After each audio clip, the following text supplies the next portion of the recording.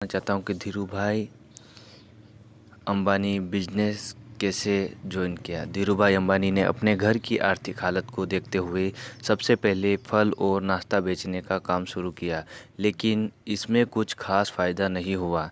इसके बाद उन्होंने गांव के पास ही एक धार्मिक और पर्यटक स्थल में कपड़े बेचने का काम शुरू कर दिया, लेकिन यह काम वहां आने जाने वाले पर्यटकों पर पूरी तरह निर्भर था, जो कि साल में कुछ समय के लिए ही चलता था।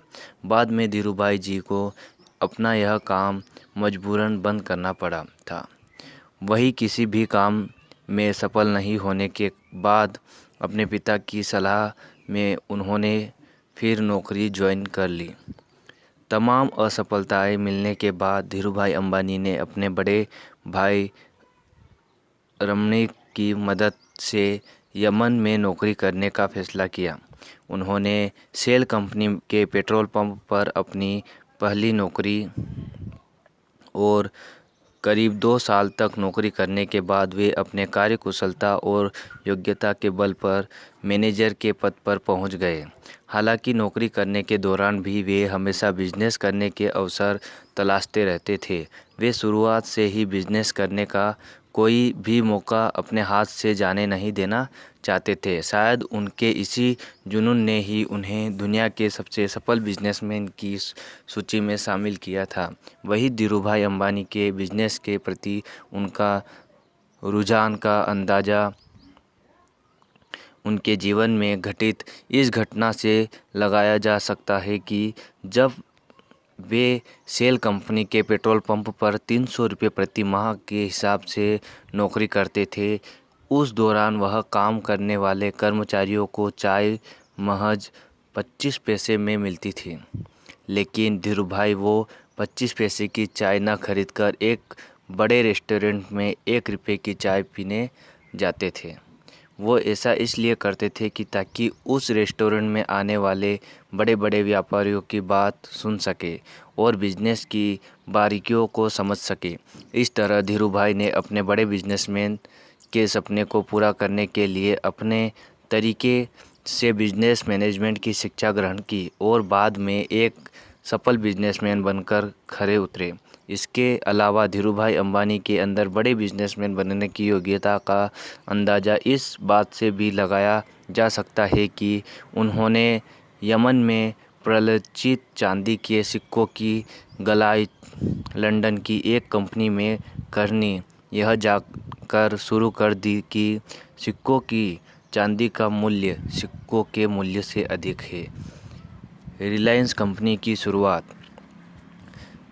धीरूभाई अंबानी, आपको बता दें कि जब धीरूभाई अंबानी यमन में रह रहे थे, उसके कुछ समय बाद यमन में आज़ादी के लिए आंदोलन शुरू हो गए थे, जिसकी वजह से रह रहे भारतीयों के लिए व्यापार के सारे दरवाजे बंद कर दिए गए थे। जिसके बाद धीरूभाई अंबानी को साल 1962 में यमन से भारत लौटना पड़ा।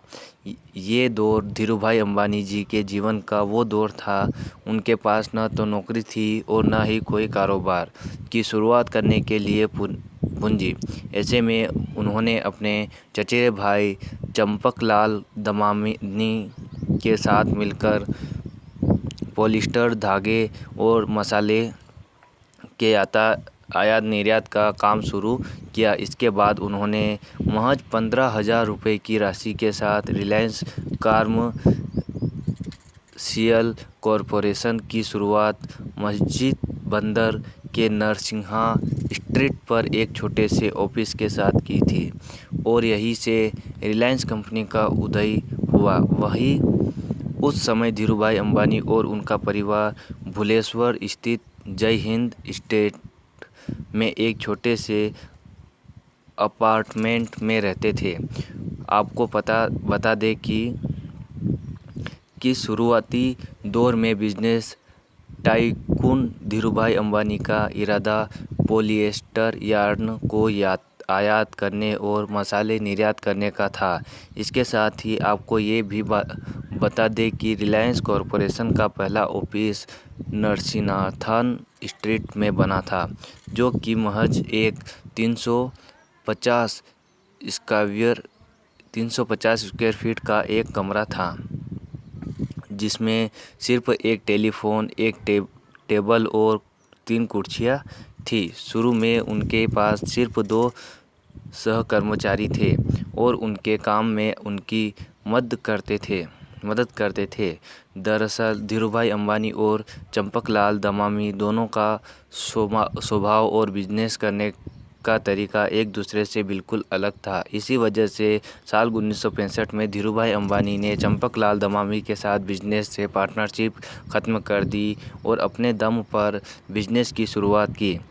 दरअसल चंपकलाल दमामी एक सतर्क व्यापारी थे और उन्हें सूत बनाने के माल में कोई रुचि नहीं थी, जबकि धीरूभाई अंबानी को रिस्क उठाने वाला व्यापार माना जाता था। इसके बाद धीरूभाई अंबानी ने सूत के व्यापार में अपनी किस्मत आजमाई और सकारात्मक सोच के साथ इस बिजनेस की शुरुआत की। धीरूभाई अंबानी को अपने माल की कीमत पहले से ही बढ़ने की उम्मीद थी और उससे उन्होंने जो मुनाफा कमाया वो उनके बिजनेस ग्रोथ के लिए काफ़ी अच्छा था।